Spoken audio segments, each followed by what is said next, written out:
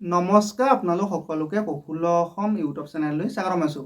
যদি আপোনালোক চেনেলটোলৈ প্ৰথমবাৰৰ বাবে আহিছে, প্লিজ চেনেলটো ছাবস্ক্ৰাইব কৰি দিব, ভিডিঅ'টো এটা লাইক কৰি দিব আৰু দাদা বাইদেউ ভাইটি ভণ্টি বন্ধু বান্ধৱীলৈ শ্বেয়াৰ কৰি দিব। এতিয়া অসম আৰক্ষী আৰু অসম বন বিভাগৰ ফালৰ পৰা নতুনকৈ যিখিনি পদ মুকলি হ'ল, সেইখিনি পদৰ যিটো ইণ্টাৰভিউটো ডিচেম্বৰ মাহত অনুষ্ঠিত হ'ব। গতিকে আপোনালোকে এতিয়াৰ পৰা নিজকে ভালদৰে সাজু কৰক। এতিয়া বহুতে ভাবিব যে ডিচেম্বৰত ইণ্টাৰভিউ হ'ব, এতিয়াৰ পৰা ইমান কষ্ট নকৰিলেও হৈ যাব। কিন্তু আপোনালোকে যদি সেইটো ভাবিছে তেন্তে বহুত বেছি ভুল ভাবিছে। কিয়নো আপোনালোকৰ ডিচেম্বৰলৈ মাজত বেছি সময় বাকী নাই।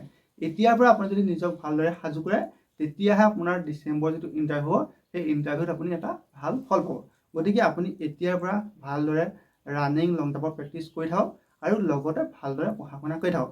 এতিয়া কিছুমানে আপোনালোকৰ এপ্লাইটো দেৰিকৈ কৰিম বুলি ভাবি এপ্লাই কৰিব নালাগে। এতিয়া বহুতে মোক পাৰ্চনেলি মেছেজ কৰিছে আৰু ভিডিঅ'সমূহত কমেণ্ট কৰিছে যে তেওঁলোকে ভাবি আছিল 22 ফেব্ৰুৱাৰী লাষ্ট ডেট, কিন্তু আপোনালোকৰ 22 ফেব্ৰুৱাৰী লাষ্ট ডেট নাছিল, লাষ্ট ডেট আছিল 8 ফেব্ৰুৱাৰী। গতিকে তেওঁলোকে পাছত কৰিম বুলি থৈ দিওঁতে এতিয়া এপ্লাই কৰিব নোৱাৰিলে। এতিয়া যিসকলে এপ্লাই কৰিব নোৱাৰিলে তেওঁলোকৰ হাতত কোনো অপশ্যন নাই, আপোনালোকে এতিয়া এপ্লাই কৰিব নোৱাৰিব। যদিহে আকৌ আপোনালোকৰ কিবা কাৰণত এপ্লাই লিংকটো খুলি দিয়ে, তেতিয়া আপোনালোকে এপ্লাই কৰিব পাৰিব। যদি আপোনালোকৰ এপ্লাই লিংকটো নোখোলে, তেন্তে আপোনালোকৰ হাতত অপশ্যন নাই, আপোনালোকে এপ্লাই কৰিব নোৱাৰিব। এতিয়া আপোনালোকৰ যিসকলে এপ্লাই কৰিলে তেওঁলোকক মই আকৌ কৈছোঁ, আপোনালোকে এতিয়াৰ পৰা নিজকে ভালদৰে সাজু কৰক।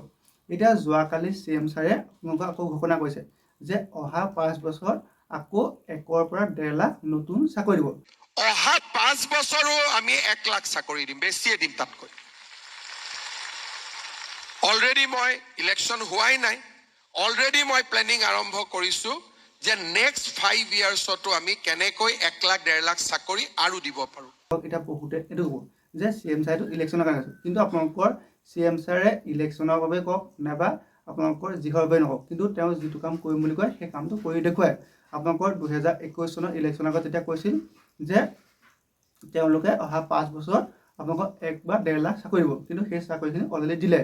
গতিকে তেওঁ এতিয়া আকৌ কৈছে যে আকৌ অহা 5 বছৰত আকৌ 1 পৰা 1.5 লাখ নতুন চাকৰি দিব। গতিকে আপোনালোকক বহুতে এইটো আপোনালোকক বেলেগ ফালে কৈ দিব যে ইলেকশ্যনৰ কাৰণে হওক নাইবা অন্য কিবা বুলি ক'ব, কিন্তু আপোনালোকে সেই কথাখিনি কেতিয়াও আপোনালোকে মনত নানিব। কিয়নো ইলেকশ্যনৰ বাবে হওক বা যিহৰ বাবে হওক, সেইটো আপোনালোকৰ ইমান ভাবিব লগা কথা নহয়। মাত্ৰ আপোনাৰ ভাবিব লগা কথা এটাই যে সেইটো হৈছে আপুনি এটা চৰকাৰী চাকৰি কৰা।